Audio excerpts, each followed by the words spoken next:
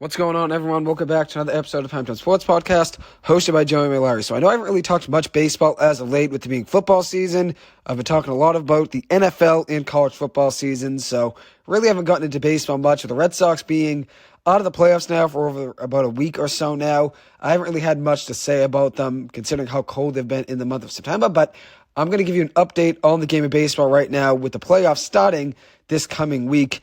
The end of the regular season will be this weekend, and then the playoffs will start at the start of this coming week. So I'll start with an update of the Boston Red Sox, how they've played as of late. Once again, another lost season for the Red Sox, record-wise at least. At the beginning of the year, I thought the Red Sox would be either a game in or a game out of the playoffs. They're a lot further from that where things currently stand. But I thought this year would be a bridge year talent-wise. I thought this team wasn't ready to really go out there and compete for a World Series championship. That's what I thought before the season. Then, midway through the season, right around the trade deadline, when I saw the Red Sox getting back Tanner Houck and Garrett Whitlock and Chris Sale and Trevor Story, I thought the Red Sox were going to be able to make a run in the playoffs. I really did. I believed in that team. At the beginning of the season, before the season began, I did not see the Red Sox as a team that could go to the World Series. When the Red Sox, at the midway point of the season, had those four pieces coming back and they were starting to play very good baseball at the midway point of the year, I thought that Red Sox team could compete. I didn't know if they'd make the World Series, but I thought that team could at least win a series in the AL playoffs. I really did believe in them. I thought they could win the wild card round in the AL. And that ends up not being the case. Things just didn't work out for them. They got really cold, especially over the last month. The Red Sox really just completely got rid of their chances of even making the playoffs with how cold they've been. And I think this year was a building year for them. And I think when you look at the young talent they have a lot of pieces to build around for the future. Tristan Casas, Jarren Duran, Brian Bayo, three young pieces that all sprouted this year. And then they have some other signings that they made over the last year or two that will still be on this team next year, like Masataka Yoshida, and then also Kenley Jansen, Chris Martin. The Red Sox have pieces coming back to next year's team, so I'm excited to see what they look like a year from now. I really am. They currently sit, though, at 76-83 on the season, so very disappointing year for the Red Sox. They're just 2-8 in their last 10 games played, which is tied for worst in the MLB. They have 4-16 in the last 20 games played, which is the worst in the major leagues by 3 games. 4 wins in the last 20 games is worst in the major leagues by 3 games. And they are 8-22 in the last 30 games, which is also worst, dead last in the MLB. Since the All-Star break, the Red Sox are 28-40, which is tied for the 5th worst record in the MLB over that stretch.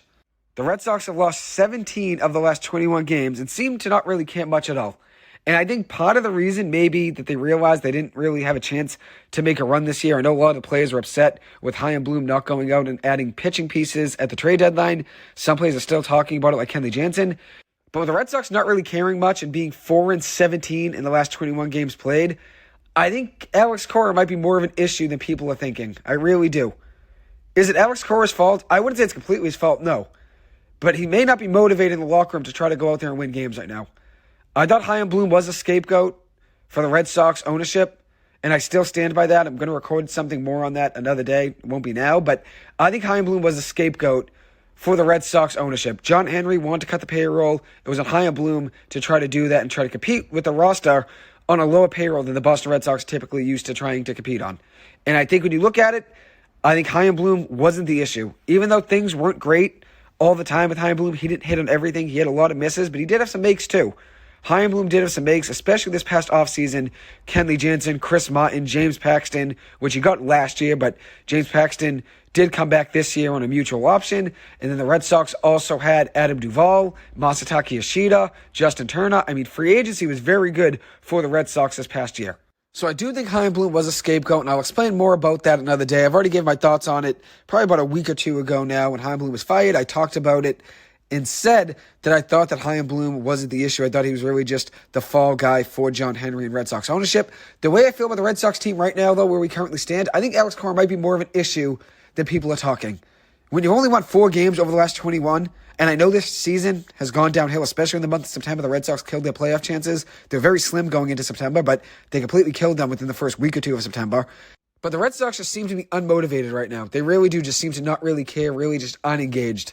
And sometimes teams get like that late in the season when they have a manager that's not really fired up and trying to win games. He just doesn't really care and he's just waiting for the season to be over. That could be the case here with Alex Cora. No one really knows. Maybe it's just the players as well, just looking forward to the offseason. That could be part of it. You don't really know if it's the players or the coach always, but at the end of the day, it seems like this Red Sox team is unmotivated, especially in the month of September. They are 7-18 in September, and they hovered around 500 or better each month of the season before September. Each individual month, they were around 500 or better. But if you look at it, this month of September was catastrophic, 7-18 in the month of September. So that's obviously a big negative to the end of the Red Sox season. They didn't finish strong. But there are some positives for this Red Sox team. Even though it's a lost season, the Sox do have some pieces to build on for the future, including Tristan Casas, who was shut down about a week or two ago now with some shoulder discomfort. But what a rookie year for Tristan Casas. 24 home runs, a .263 batting average with 65 runs batted in and an .856 OPS. Since May 3rd, he hit .293 for batting average with a .922 OPS, a .536 slugging percentage, 21 home runs, and a 57 RBI total. So that's one positive thing that the Red Sox could take from this season. Tristan Casas was a piece going into the year that people weren't really that high on, especially considering he wasn't hitting very well last season when he was called up. Wasn't really striking out much. The issue for him was hitting for average. He was getting on base with walks, but he wasn't really hitting that well. And then early this season in April, wasn't hitting well, didn't look great defensively. And then each month he got better and better at the plate. And as I said, since May 3rd, he hit .293.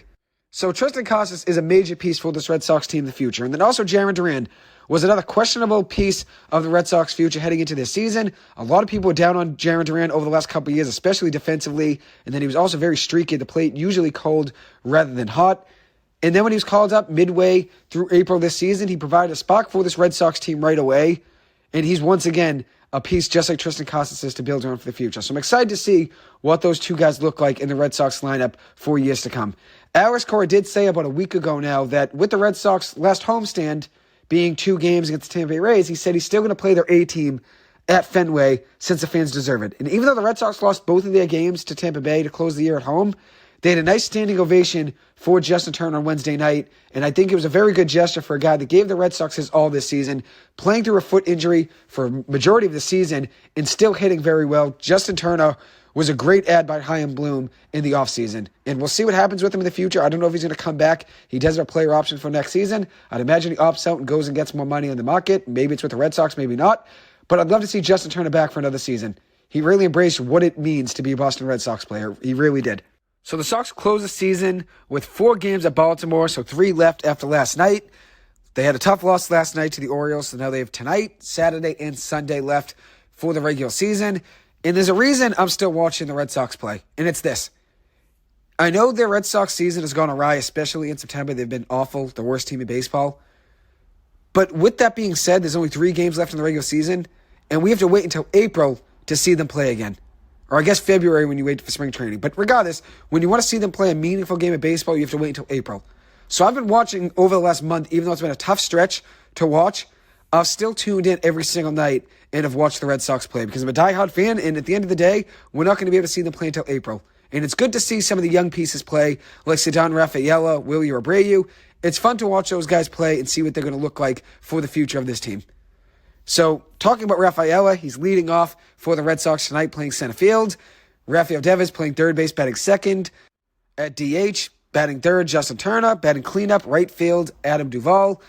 Batting fifth, the left fielder, Rob Refsnyder. Batting sixth, the shortstop, Trevor Story. Batting seventh, the second baseman, Pablo Reyes. Batting eighth, first baseman, Bobby Dahlbeck. And then rounding out the starting lineup is Connor Wong catching for Nick Pivetta on the mound tonight. On the mound for Baltimore, it'll be John Means. So for the Red Sox, Pivetta. On the mound for Baltimore, it is John Means. Pivetta on the year, 9-9 with a 4.25 ERA. In his last start, he went 7 innings versus the Chicago White Sox, scoreless with just 3 hits allowed, 7 strikeouts, and 1 walk. I'm excited to see what Nick Pivetta looks like in his last outing of the season. He's been very good for this Red Sox team, especially when he made the transition to the bullpen. And then with all the Red Sox injuries, he was back in the starting rotation, and he's embraced the role. So I'm excited to see what he looks like in his last outing of the year. I'm a big fan of Nick Pivetta. I'm excited to see what he does in his last outing of the season. He is arbitration eligible for 1 more year, so we'll see what he is for the Red Sox next year, whether it's a starting pitcher or a reliever. My guess would be probably a reliever, but he has looked decent as a starting pitcher as well, but he really embraced that role as a relief pitcher, so we'll see what the Red Sox decide to do next year. On the mound tomorrow night for the Red Sox, it'll be Cutter Crawford, who stepped up a lot this season with the Red Sox and all their injuries they had. He became a starter for the Red Sox midway through the season and really embraced that role, was very good for the Red Sox at times, was off and on as a starter, but I really saw a lot of good stuff out of Cutter Crawford. On the season, he is 6-8 with a 4.23 ERA. In his last outing, he went 5 1/3 innings with 4 hits allowed, 3 earned runs, 7 strikeouts, and 3 walks against the White Sox. So we'll see what he does tomorrow night against Baltimore in his last outing. And then Sunday, it'll be Tanner Houck on the mound for the Red Sox to close the year. He's 5-10 on the season with a 5.31 ERA. In his last outing, he got shelled against the Tampa Bay Rays. 6 earned runs with 10 hits allowed in 3 innings pitched. We'll see what he looks like in the Red Sox season finale. Hopefully they can win all 3 of these games. I'm still rooting for them to win, and I'll still be watching tonight regardless of the Red Sox and how poorly they played in the month of September. Chris Sale had his last outing of the season last night versus Baltimore, and Baltimore was a team he really struggled with heavily this season. And last night he looked very good. He went 5 innings, giving up just 3 hits, 1 earned run, 2 strikeouts, 1 walk, and 69 pitches in 5 innings pitched. The Red Sox lost the game 2-0, but he looked very good. The Red Sox offense was cold, though, just 3 hits for the Red Sox on offense. They've been struggling heavily to score runs. They have no runs in the last 19 innings played. No runs in the last 19 innings played. So that obviously is something that has to get better next season. The Red Sox need consistent offense because they have a lot of cold streaks where they don't score a run for 2 or 3 games, and that can't be like that. You need to be better than that, especially in today's day in the MLB. You need to be able to score runs, unless you have elite pitching. And as we've seen with this Red Sox team, the pitching is always off and on, and there's always injuries. The Red Sox offense needs to be better consistently. And they were honestly good for a lot of the season, the Red Sox. They were scoring runs, especially early in the season. But they do go on dry spells where they don't really score much. And that needs to be something that changes next season. They need consistent offense. They had a lot of guys go cold at different times. Alex Verdugo was very cold at one point. He's very cold in the month of September. Masataka Yoshida had a cold stretch. Adam Duvall is the hottest hitter in baseball at times and the coldest hitter in baseball at times. They have a lot of streaky hitters in this lineup. But they need guys to be more consistent, like Alex Verdugo, like Adam Duvall. They need those guys to be more consistent. But that loss last night for the Red Sox handed Baltimore the 100th win of the season. Baltimore now clinched the AL East and also home field advantage through the playoffs, all on the same day that the Baltimore Orioles signed a 30-year lease to stay at Camden Yards for the next 30 years. That's obviously something big for them, and then on the same day, they win their 100th game of the season and clinch the AL East and the number 1 seed in the AL playoff race, which is very impressive. So credit to them. Their fans deserve it. I'll talk about them in just a few minutes. In Chris Sale's last 3 starts of the season, he went 16 innings, 8 hits allowed, 2 earned runs, 19 strikeouts to 4 walks with a 1.13 ERA and a .75 whip, holding batters to a 154 batting average against him, which is very impressive. And yesterday in an Alex Cora press conference, he named Chris Sale the intended opening day starter, which at the end of the day, even if he is the starter, I think announcing it in September isn't the best look. I'm not really the biggest fan of it. Even if he does end up being the starter, announcing it now in September when other teams are clinching the playoff races left and right, and the Baltimore Orioles are popping champagne because they just won the AL East, and you're naming your opening day starter looking forward to next season, which I understand, considering the Red Sox season is over. There's only 3 games left, and they have no chance of the playoffs. They're already eliminated. With that being said, though, announcing it in September isn't really the best look in my eyes. But at the end of the day, we'll see what happens. 3 games left in the Red Sox season. Why not finish strong? Why not win games? I'll still be watching, as I said, because you only have 3 more games until we have to wait all through the winter and wait until April until the Red Sox season starts back up. So why not go out there and finish the season strong? So now I'm going to give an update on the MLB wildcard race. I'll give you a breakdown really quick of the AL and NL playoff pictures. We'll start off with the AL. The Orioles are the 1 seed. They already clinched that. The Rangers are the 2 seed as of right now, and the Twins are the 3 seed. Texas currently holds a 2-game lead on Houston and a 3-game lead on Seattle for the AL West Division title, which right now, the way things stand, all 3 teams are still alive going into the last weekend. The Mariners are facing the Rangers for the last series of the season. The Mariners have been very cold as of late. They are 13-17 in the last 30 games played and 8-12 in their last 20. And they still have a chance to make the playoffs. They have 3 games left on the season and 3 games that could potentially get them into the playoffs. They're playing Texas for the last 3 games of the year. Right now, they're a game back of the Houston Astros, I believe, for the last wildcard spot in the AL. So it'll be fun to watch the end of the MLB season and see who makes the playoffs. Right now, the way things currently stand, the Rays are the 4 seed, the Blue Jays are the 5 seed, Houston's the 6, and the Mariners are 1 game back of Houston right now, the way things stand. And then in the NL, the Braves are the 1 seed, the Dodgers are the 2, and the Brewers are the 3. The wild card standings right now have the Phillies locked up with the 4 seed, the Diamondbacks at the 5, and the Marlins at the 6. The Cubs right now are half game back of the Marlins. The Marlins have been very cold as of late, and the Reds are 1.5 games back of Miami, the way things currently stand right now. Arizona closes the season with 3 games versus Houston. The Cubs have 3 games versus Milwaukee, and the Reds have 3 games versus St. Louis. We'll see who makes the playoffs today. I'm excited to see which 6 teams make the playoffs in the AL and the NL. I'll give a whole breakdown and preview of the playoff race before things begin on Tuesday. So one thing I want to transition to is talk about the Baltimore Orioles and congratulate them on a 100-win season. What an unreal rebuild in Baltimore. It took years and a lot of pain and a lot of losing for them to get to where they are right now. Getting rid of a lot of star players, including Manny Machado, that really started the whole rebuild, trading him to the Dodgers in July of 2018, and also getting rid of Adam Jones, Jonathan Scope, Mark Trumbo, and others. But it ends up being a long and painful rebuild, but it's all well worth it.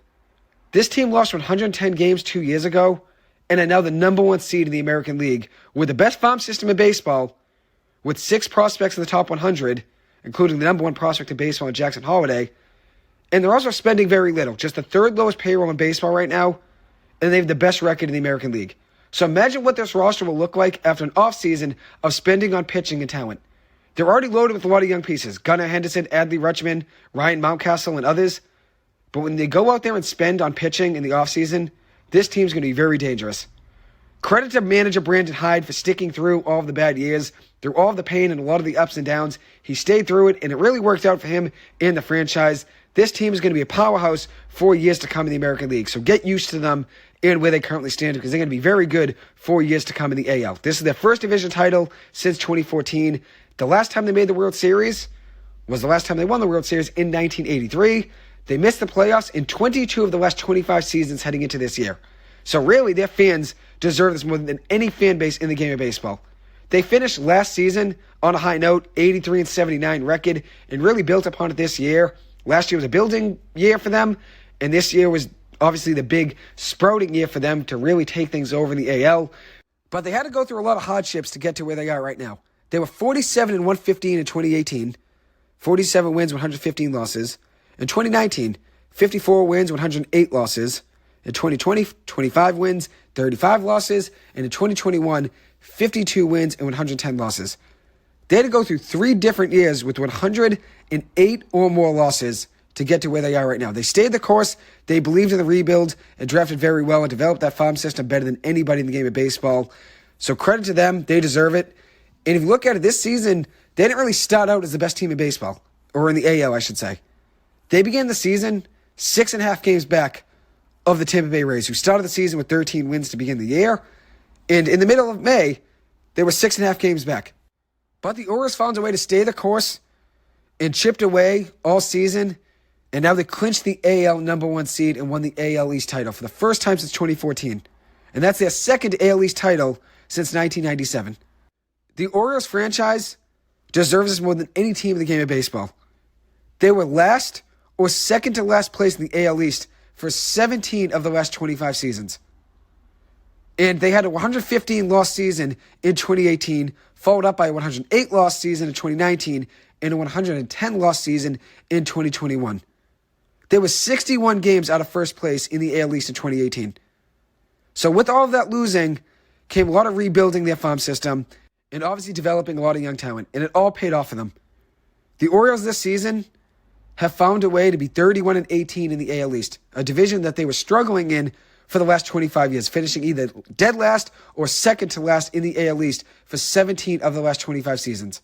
This year, they're 31-18 versus the AL East. 8-5 against Tampa Bay, 7-6 against the Yankees, and 10-3 against Toronto. The Orioles haven't been swept in 91 straight series. They've found a way to win a game in every series over the last 91, which is very impressive. So credit to them. I'm excited to see what they do in the playoffs and obviously see what they do for many years to come.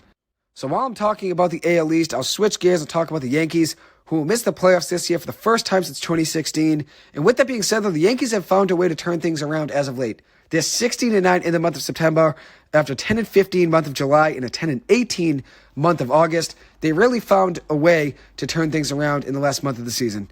Aaron Judge, big reason for that with him being back in the lineup. 37 home runs on the season, a 267 batting average, 75 RBIs, and a 1022 OPS. Imagine what his stat line would have been if he was healthy the entire season and didn't get hurt against the Dodgers in June. So when he was on the field for the Yankees, though, he showed up the entire season. Another guy that showed up for the Yankees night in and night out was Garrett Cole, who's the AL Cy Young winner. 15-4 on the year with a 2.63 ERA and 222 strikeouts and 209 innings pitched. He delivered all season long for this Yankees team. When it seemed like nobody else would step up, Garrett Cole was always the guy to show out for them and show up every single night. And this was a tough year for the Yankees pitching staff. Carlos Rodon, Nestor Cortez, Luis Severino, none of those guys really produced this season for the Yankees. For many different reasons, but none of those three guys were out there consistent like Garrett Cole was. And they all had different seasons, whether it was injuries or just struggling between those three guys. But Garrett Cole was the guy that showed up for that rotation night in, night out. And a lot of people are questioning whether or not Aaron Boone and Brian Cashman will be back next season. I'm leaning towards Brian Cashman being back. Do I think he should be back? No. I think it's more his fault than it is Aaron Boone's. But I think Aaron Boone ends up being the one that they move on from and they keep Brian Cashman for another season. But I think this is more on Brian Cashman than it is on Aaron Boone. Because the talent and the roster they have was not constructed to go out and win a World Series. Even though it might have looked like that on paper before the season began, midway through the season, you could tell this Yankees team, even with Aaron Judge fully healthy, that team wasn't capable of making a run in the AL. With a lot of their players regressing this season, Anthony Rizzo, DJ LeMahieu, Josh Donaldson was awful when he was there. This team wasn't going out and competing in the AL, especially with that powerhouse of division in the AL East. That Yankees team wasn't going to be making a run in the AL. So I blame Cashman more than I blame Boone at the end of the day. But I think Boone ends up being the guy that they let go. So a big storyline over the last day was Ronald Acuna Jr. had the first 40-70 season in MLB history. 40 home runs, 70 stolen bases, the first one in MLB history. He has 41 home runs on the season with a 336 batting average, 105 runs batted in, 70 stolen bases, a 1009 OPS. He has 11 home runs and 8 stolen bases in the month of September, hitting 330 in the month of September with 9 strikeouts to 8 walks. This guy's been absolutely locked in for the entire month, honestly the entire season. But this month, going into it, he needed 10 home runs and also 8 stolen bases to try to get the 40-70 season, and he did it. And I know a lot of people are going to mention the pitch clock being a reason that stolen bases are up this season in the major leagues. But at the end of the day, it's still very impressive that Ronald Acuna Jr. was able to have 40 home runs and 70 stolen bases. You just don't see that. Never done in MLB history until this season for Ronald Acuna Jr. So as of now, I'd imagine with him having the first 40-70 season, I'd imagine he is a lock for the NL MVP now. Mookie Betts did make a great run for it. He does deserve credit for the run he had this season, how impressive he was, especially in the second half of the year. But it's going to be Ronald Acuna Jr. as the MVP in the NL. And he deserves it considering he had a 40-70 season. So now I'm going to switch gears and talk about the AL West division. I'm going to talk about the Astros. I'm going to talk about the Angels. And I'm going to talk about the Texas Rangers. We'll start off with the Angels, though, in the disastrous fall-off of the season. They're 3-7 in the last 10 games played, which is tied for third worst in the major leagues. 7-13 in the last 20 games played, which is tied for second worst in the MLB. And they had 9-21 in the last 30 games played, which is tied for second worst in the major leagues over that stretch. And I know a lot of people are going to point out their failures at the trade deadline. But at the time, I supported them going all in and buying at the trade deadline. I felt like that was the best idea for this franchise, even though it was a major risk. You're always going to have to make a big move. You're going to want to have a big reward. So they had to go and take a big risk if they wanted that big reward. And at the end of the day, they fall very short of trying to make the playoffs and trying to make a run with Shohei Ohtani and Mike Trout. But at the end of the day, you had to take that risk, I think. And even though a lot of people probably are going to disagree with me on that, I think the way the Angels went about the trade deadline was the best decision for them at the time. Now, when you look back in hindsight, it doesn't look like that's the case. Nobody really could expect, though, that bad of a fall-off from that point of the season to now. And I know they had a very tough month of August. Their schedule in August was very hard. And so going into the trade deadline, you knew that was going to be the case. But that doesn't mean go out there and just completely give up because you have a tough schedule in August. You got to still try to win, especially since they're only 3 games out of the playoffs at the trade deadline. Nobody could expect that bad of a fall-off over the last month and a half of the season. And things continue to just get worse for the Angels. Shohei Ohtani just got elbow surgery. He's not going to pitch in the 2024 season. He will DH next season and will return to being a two-way player in 2025. He's a free agent after the season's over, so I'm excited to see where Shohei Ohtani ends up. I'd love to see him back with Mike Trout, with the Angels and see if they can make things work, but I would completely respect his decision to go elsewhere to a different franchise. Seems like the Angels are just completely cursed, especially considering they have the two best talents in the game of baseball over the last 3 or 4 years, and they haven't been able to make a postseason run with either of those guys, which is very disappointing. And a week or so ago now, probably 2 weeks ago, Shohei Ohtani was still thinking of returning to the Angels lineup as a DH. He was still leaning towards finishing the season with the Angels and helping them out in the lineup, rather than getting a head start on surgery. And that just shows what type of player Shohei Ohtani is and how much he cares for the Angels. They had a big win the other night, and I saw he posted on his Instagram story the Angels winning on his Instagram story. The post of the Angels threw up on Instagram afterwards saying, Angels win, whatever the score was. Shohei Ohtani threw that up on his story. So it still shows he's still supporting his teammates, and he still cares about them a ton, and I'm sure he wishes he could be out there playing for them. He's still going to be the AL MVP, even missing the last couple weeks of the season. 44 home runs, a 304 batting average, 95 RBIs, with 20 stolen bases and a 1066 OPS, with a 10-5 record on the mound, a 3.14 ERA, and 167 strikeouts and 132 innings pitched. Very impressive on both sides of the game, pitching and hitting. He deserves the AL MVP this year. Last year he was close to getting it, but Aaron Judge's near Triple Crown season and also breaking the AL home run record, that was a big reason Judge ends up getting the MVP over Ohtani. But this year, Ohtani will get it, and it's obviously very well deserved considering how good of a season he had. And Shohei Ohtani wasn't the only Angels player that got hurt this season. Mike Trout has played in just one game since July 3rd. And that was on August 22nd he played. And right after that, went right back on the injured list and missed the rest of the season. He's played in just one game since July 3rd. He only played in 82 games this season. 18 home runs, 44 RBIs, a 263 batting average, which is very low for Mike Trout, and an 858 OPS. So not the best year for Mike Trout, especially health-wise. I'd love to see him stay fully healthy, but it's just been very unlucky for him over the last few seasons. Mickey Moniak will be back in the Angels lineup tonight. He's had a very good season, 13 home runs, a 280 batting average with 43 RBIs and a 797 OPS. Good to see him doing big things for them. He was activated just a day or so ago now and will be in the lineup tonight for the Angels, which is great to see. Logan O'Hoppe has been a spark for the Angels offense. Rookie catcher who got hurt early in the season in April, missed a good amount of the season, came back late in the year, but he's been mashing the ball since returning to the lineup, showing a lot of power.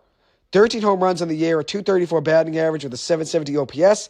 In his last 17 games played, 7 home runs, 12 runs batted in, and an 891 OPS with a 269 batting average. He has 8 home runs in the month of September, which is tied for 8th most in the major leagues.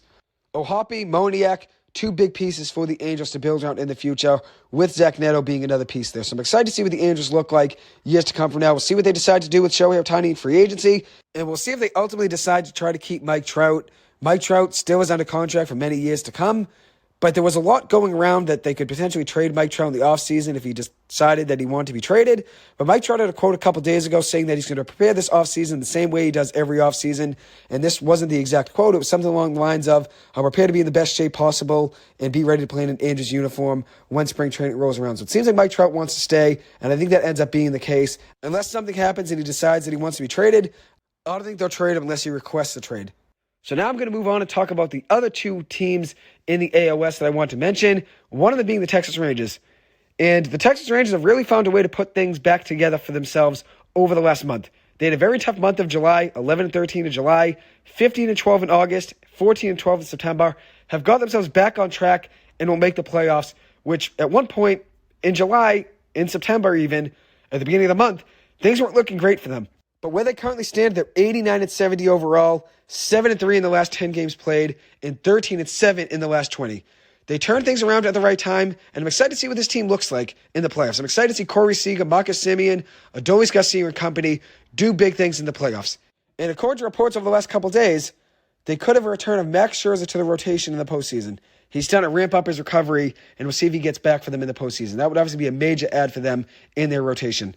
And their rotation has been very unlucky with injuries on the season. Nate Eovaldi just got back a few weeks ago, which is huge for the rotation, but he was hurt as well at one point of the season. At the beginning of the year, he was one of the best pitchers in the game of baseball. Very consistent night in and night out, and was lights out for that Rangers team. So now to close out the AL West, I'm going to talk about the Astros, who've been struggling as of late. They are 10-14 in the month of September. They were just swept by the Kansas City Royals over the last week, and a 1-5 versus Kansas City in the last 6 games played against them. So they're not playing well in the month of September, and they're doing it against bad teams. Teams that they should be beating up on right now, they're losing to, and that's obviously not a good look. That's not a good look when you're losing to bad teams at this point in the season. And they're still going to make the playoffs, but it's not good to be going into the playoffs as cold as they are right now. Still a very talented and experienced roster, very dangerous team, obviously still considering all the talent they have and all the experience, but they're beatable. And this is the worst time of the year to get cold. Going into the playoffs and being as cold as they are, this is the worst time to be cold. You want to go into the playoffs, turning things around, getting hot and finding a groove. Not being ice cold like the Astros are right now and trying to find your footing again. Because every playoff game adds up and every single one of them matters. So the last team I'm going to mention before I close the episode is the Kansas City Royals, who, as I said, swept the Houston Astros over the last week. They are 6-4 now in the last 10 games played, 11-9 in the last 20. The Royals have lost 3 games in a row. They did win 6 in a row right before that, including that sweep of Houston. As I said, 11-9 in the last 20 games played, which is a lot better than the way they looked for the first few months of the season. They had 13-11 in the month of September, and they have a nice young core to build around for the future, including Bobby Witt Jr., who's had a great season, 29 home runs, 93 RBIs, 49 stolen bases, a .273 batting average with an .802 OPS. Obviously not a very good year for the Royals as a whole, but they found a way to turn things around at the end of the season and finish on a high note. So credit to them, and they were able to sweep the Houston Astros and now are 5-1 against the Astros in the month of September. Anyways, I will conclude this episode. Thank you guys so much for taking the time to listen to this. As always, I appreciate it. I hope you guys have a good one. Enjoy your weekend, and I will see you guys in the next episode. Thank you.